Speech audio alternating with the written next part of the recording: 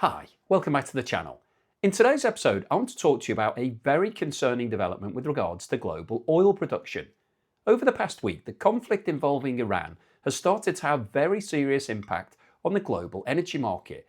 We've seen attacks on energy infrastructure across the Gulf region, disruption to shipping in the Strait of Hormuz, and now something that traders always fear seeing in the oil market: force majeure declarations. And when oil producers start declaring force majeure, that's usually a clear sign that something serious is happening to supply. Now, before we look at which countries have declared force majeure so far, it's worth explaining exactly what it means. Force majeure, which is a French term, is a legal clause that exists in most commercial contracts. It allows a company to suspend or cancel deliveries if events outside its control make it impossible to fulfill the contract. Those events might include war, natural disasters, infrastructure damage, or the closure of shipping routes. So when an oil or gas producer declares force majeure, what they are effectively saying to their customers is that they can no longer guarantee delivery of the oil or gas that they had previously agreed to supply. And that is exactly what we are now starting to see happening in the Middle East. One of the first declarations came from Qatar, which halted gas exports and declared force majeure on LNG shipments after the conflict escalated and security concerns forced facilities to shut down. That's particularly significant because Qatar is one of the largest LNG exporters in the world, supplying roughly 20% of global liquefied natural gas exports. And there is another important dimension to this. As we've discussed previously on the channel, many European countries rely heavily on natural gas to generate electricity. Historically, a large proportion of that gas came from the Russian pipeline supplies. However, since the war in Ukraine, the sanctions that followed, most countries pivoted away from Russian pipeline gas and are now importing liquefied natural gas instead. And a large proportion of that LNG comes from producers like Qatar. So this situation doesn't just impact energy companies or commodity traders. If LNG supplies are disrupted, it could potentially affect electricity generation in some countries, both in terms of the cost of the electricity and potentially even the ability to produce enough power if supply shortages emerge. The second major force majeure declaration has come from Kuwait, which has declared force majeure on some of its oil exports as tanker movements through the Gulf have slowed dramatically. Kuwait has also started cutting crude production and reducing refinery operations as shipping through the region becomes increasingly more difficult. And these two declarations are only the beginning, because a number of other oil producers are now effectively doing the same thing, even if they haven't formally used the force majeure language yet. For example, the United Arab Emirates has begun adjusting offshore production, and Iraq has also started reducing output. And the reason for that is actually quite simple. If oil producers cannot ship their crude, they quickly run into a storage problem. Oil has to go somewhere. Normally it flows from the well into pipelines, storage terminals, refineries, or export tankers. But if tankers stop arriving, storage tanks start filling up very quickly. And once those tanks are full, producers have no choice but to cut production. Now, you might think that sounds straightforward: simply reduce production and wait until the situation improves. But in reality, it's much more complicated than that, because oil wells are not designed to be turned on and off like a tap. Once production has started, operators want the oil to keep flowing continuously. If production is suddenly stopped, pressure inside the reservoir can change and fluids can move within the formation. And in some cases, that can damage the long-term productivity of the field. We've talked about this before in relation to Russia, where shutting in wells can potentially cause long-term damage to oil reservoirs. So the last thing producers want to do is stem the flow of oil. But if they cannot ship it and they cannot store it, they simply don't have a choice. And that's one of the reasons why this situation is serious. Now, another question people have been asking is whether any oil or gas infrastructure has actually been attacked so far. And the answer to that is yes, although the damage appears to have been relatively limited so far.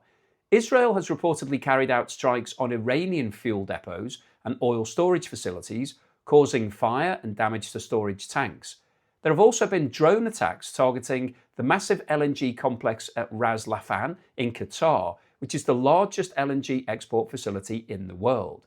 In addition, there have also been drones aimed at Saudi oil infrastructure, including facilities associated with Saudi Aramco. However, in most of these cases, the physical damage appears to have been relatively limited.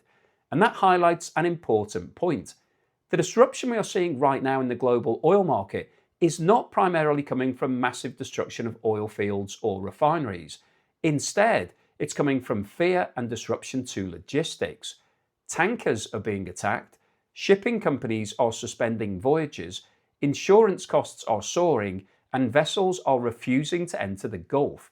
All of that is making it extremely difficult to move oil through one of the most important energy choke points in the world, the Strait of Hormuz. Under normal circumstances, roughly 20% of global oil and gas flows through that narrow strait every single day. So when shipping through that route becomes dangerous, the global energy system starts to feel the impact very quickly. And that is exactly what we are now seeing. Within just days of the conflict escalating, producers have started declaring force majeure and cutting production. And that's why the oil market is becoming increasingly nervous. Oil prices have already moved sharply higher since the conflict began as traders started pricing in the risk of further supply disruptions. But the real concern is what happens next. Because if this conflict escalates further, some of the world's largest producers could be affected. Saudi Arabia, Iraq, and the United Arab Emirates together produce more than 15 million barrels of oil per day. If any of those countries were forced to significantly reduce production, the impact on global markets could be enormous. And that's why analysts are starting to issue much more aggressive price forecasts. Some analysts believe oil prices are due to go over $100 per barrel shortly, but others are saying it will go significantly higher. Barclays has now suggested prices could reach $120 per barrel, depending on the scale of the disruption. And the foreign minister of Qatar has warned that prices could spike as high as $150 per barrel if the conflict escalates further. To understand why markets are taking this situation so seriously, it's useful to look at history. Over the past 50 years, there have been only a handful of moments when the geopolitical crises in the Middle East caused major disruptions to global oil supplies. The first major example was the 1973 oil crisis. This began in October 1973 when Arab members of OPEC imposed an oil embargo on the United States and several Western countries that were supporting Israel during the Yom Kippur War. At the time, the world was heavily dependent on Middle Eastern oil, and there were very limited alternative sources of supply. Oil prices were roughly $3 per barrel before the crisis began, wow. But within a few months, they had surged to around $12 per barrel. So in a very short space of time, the price of oil quadrupled. That surge in energy prices triggered a wave of inflation across the global economy and contributed to recession in many countries. The second major disruption came during the 1979 oil crisis.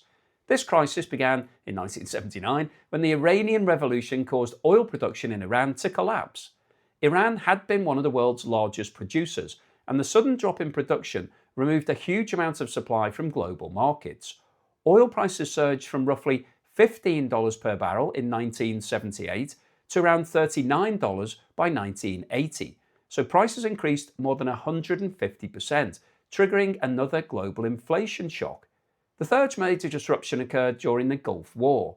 This crisis began in August 1990 when Iraq invaded Kuwait and suddenly took control of a large portion of the region's oil production. Between Iraq and Kuwait, roughly 4 to 5 million barrels of oil per day supply were effectively removed from global markets overnight. Oil prices reacted extremely quickly.